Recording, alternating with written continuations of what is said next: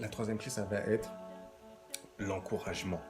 Ça va être de souligner l'effort fourni par l'enfant lorsqu'il fait une chose. Donc on va éviter le compliment et on va éviter le rabaissement ou l'humiliation, hein, bien sûr. On va plus encourager l'effort qu'il a fait que le résultat.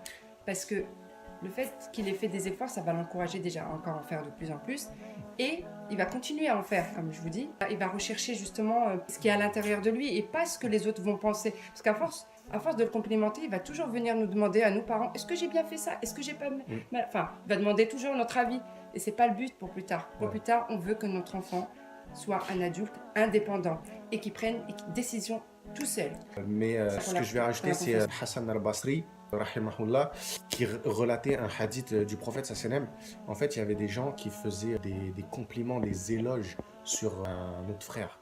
Et le prophète sallam, il a entendu ça, il leur a dit, en gros, que si cette personne-là, elle avait entendu ça, vous lui aurez brisé le dos, elle n'aurait plus jamais réussi après. Pourquoi? Parce que comme vous expliquez Mina, les compliments, les éloges, ça va pousser la personne en fait à se baser sur un référentiel externe. C'est-à-dire qu'elle va attendre en fait l'approbation des gens, l'approbation des autres pour agir. C'est ce qui se passe dans l'école. Hein. Le système est fait pour donner des récompenses, punir l'enfant et lui dire bravo s'il a réussi. Trop de bravo, c'est pas bon.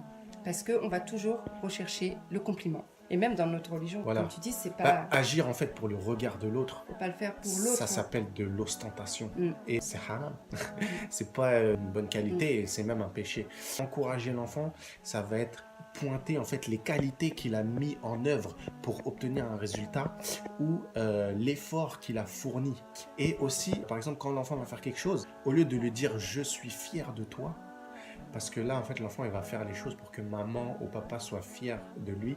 Ça va être plutôt lui dire, tu peux être fier de toi. Exactement. Tu peux être fier de ce que tu as fait. Et excusez-nous si on ne peut pas répondre à tous les commentaires. Demander à l'enfant qu'est-ce qu'il pense lui-même de ce qu'il a fait. Par exemple, il a fait un beau dessin, il vient vous dire maman, papa, regarde mon dessin. Au lieu de lui dire il est beau ton dessin, que ça se trouve, il est moche son dessin, mais on va lui dire qu'il est beau pour lui faire plaisir. Ça va être de lui dire et toi, qu'est-ce que tu en penses? Plutôt, oui. Voilà. D'écrire, oui.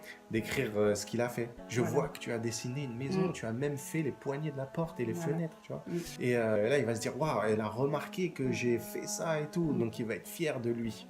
Alors, jeter de la poussière au visage de ce... Oui, exactement. Ouais, il y a un hadith qui dit ça. Si vous entendez quelqu'un qui complimente un autre, jetez-lui de la poussière au visage. Le but, c'est vraiment qu'il ne soit pas dépendant de la vie des autres, quoi. C'est tout d'un référentiel extérieur, en fait. Qui ne se compare pas non plus aux autres. L'encouragement, ça va le faire prendre confiance en lui.